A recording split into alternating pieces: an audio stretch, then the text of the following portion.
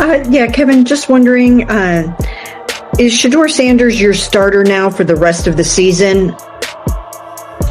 Yes. Okay. And what is your thinking behind that? I think all along, Mary Kay, as you know, with our quarterbacks and our young players, you're always making sure that you're making the right decisions for our guys. And I think he has constantly and consistently gotten better in each one of these games and how he's approached this game. He's still very early into his career, and he would tell you the same. You want to have constant improvement in everything you're doing. There's Kevin. Hi. Was it a mistake not to start Shedeur earlier? Yeah, I'm not going to get into those type of things, Tony. I'm obviously focused on what's in front of us. Fans are shocked as Kevin Stefanski finally named Shedeur Sanders the QB1 for the rest of the season. It's the choice everyone waited for, and Shedeur earned it with real heart and real leadership. Stefanski's answers say everything without him actually saying it. When Mary Kay Cabot asked if Shedeur is the starter for the rest of the season, that small, painful yes sounded like it hurt him inside. You could see it on his face. He hesitated like he was signing a confession. Then he tried hiding behind the same old lines about young players and making the right decisions. Fans caught it right away. He didn't want to say it. He didn't believe it. And he looked annoyed that Shedeur was actually playing well. Why does a coach look bothered when his rookie is improving? Why does naming your best player feel like a punishment to him? Then Stefanski goes back to the word he loves way too much, improve. He uses it every time he talks about Shedeur, like he's trying to downplay what the kid is doing on the field. The funny part is fans remember that he never pushed that word on Dillon Gabriel. Gabriel could make mistakes, and Stefanski would call it growth. Shedeur plays clean, learns fast, shows real leadership, and suddenly it's all he's young and he needs to improve. Why does Stefanski talk like Shedeur is the problem when Shedeur is the one keeping this team alive? Fans see it. They feel it. They're saying out loud what Stefanski won't say. He picked the wrong guy, he backed the wrong guy, and now he's being dragged into the truth by results he can't deny. If Shedeur played any better, Stefanski would probably pretend he didn't notice.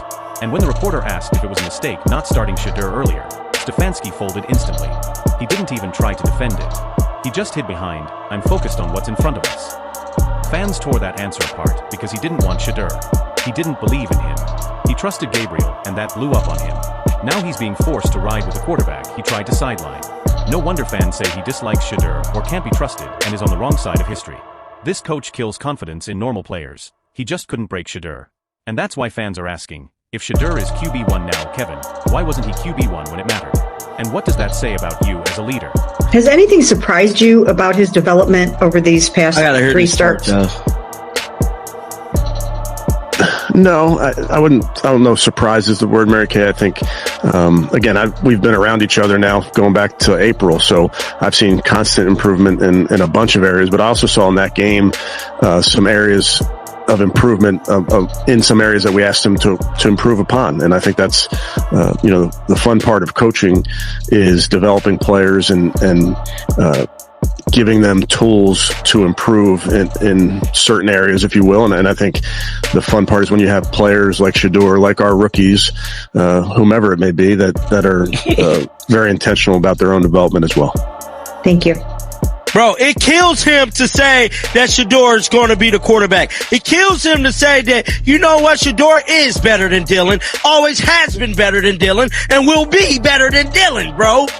Bro, it's obvious to everyone watching that Kevin Stefanski gets uncomfortable, almost irritated, every time he talks about Shedeur Sanders. When he was asked if anything about Shedeur's development surprised him, Stefanski stumbled and hid behind vague talk about constant improvement and areas to work on. But fans see right through him. This isn't about coaching or surprise. This is about Stefanski trying hard not to admit that Shedeur is the better quarterback. The way he dances around every question proves he's still bitter about having to admit Shedeur is the real deal. John is right.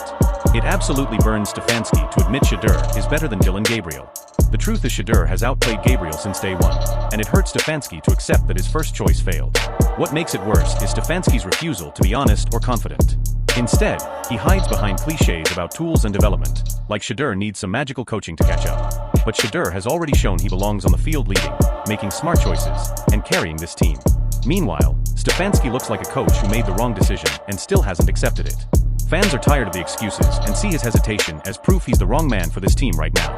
Shedeur deserves a coach who fully believes in him, not someone stuck protecting his pride and regretting old decisions. The clock is ticking, and if Stefanski can't get on board, the fans and the team will move on without him. And then just a question about Shedeur and just his progress, similar to what Mary Kay was asking.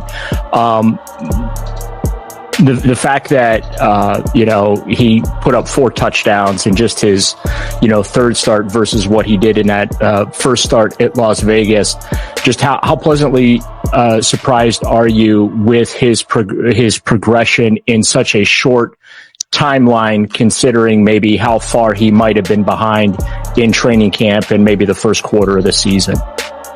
Yeah, again, not that maybe the terms I'd use other than tell you I've been really impressed by his work ethic, and that's going back to since the moment he got here. That's what we've been striving to work with him and with all of our guys. As you know, it's been a huge area for us is player development of all of our players, and I think the guys, when they embrace it, that's the fun part where you get to see these guys making strides. So he's still very early into his career, and he would tell you the same. You want to have constant improvement in everything you're doing. There's moments in these games that come up that are hard to replicate in practice.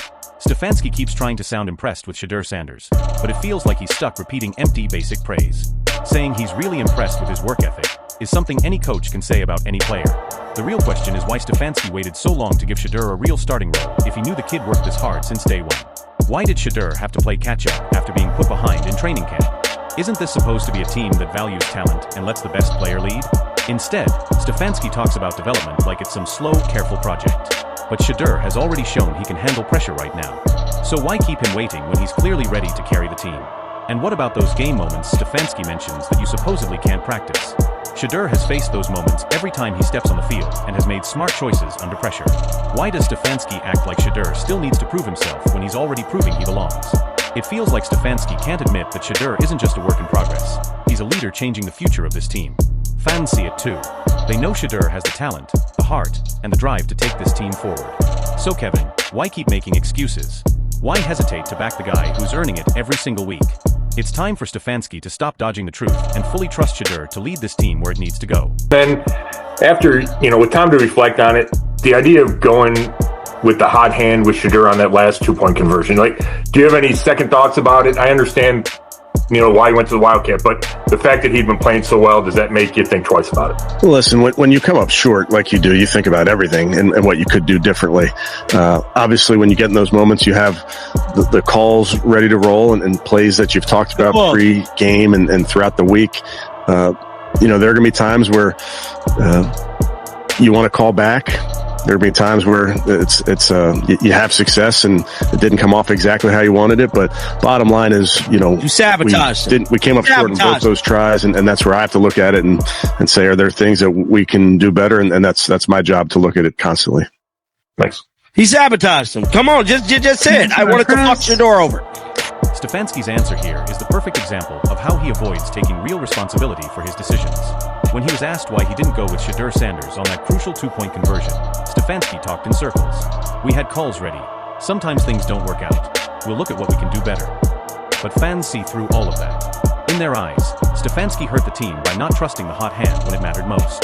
Shedeur had been playing great and showing he could handle pressure, yet Stefanski chose a different play instead. That hesitation cost them. To many fans, it wasn't a small coaching mistake. It felt like a lack of confidence in the very player who has been keeping the team alive. Fans won't say Stefanski admitted anything, but they believe he didn't want to rely on Shedeur in that moment because the kid has been proving him wrong all season.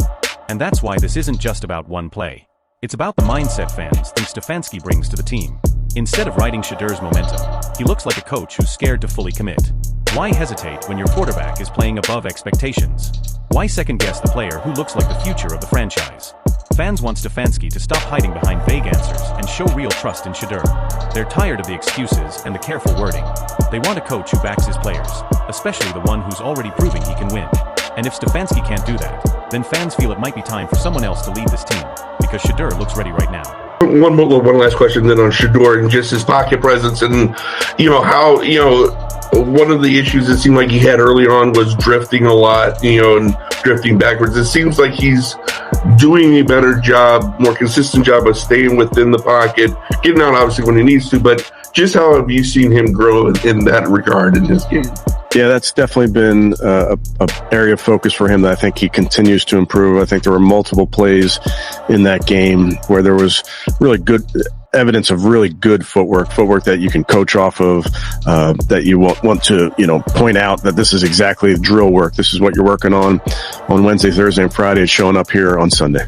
Stefanski talks about Shedeur Sanders' pocket presence like it's some brand new discovery he just noticed, but fans aren't buying it. He keeps calling it an area of focus and praises footwork drills like he's the one teaching Shedeur how to play quarterback. The truth is Shedeur has been handling pressure and making plays from the start.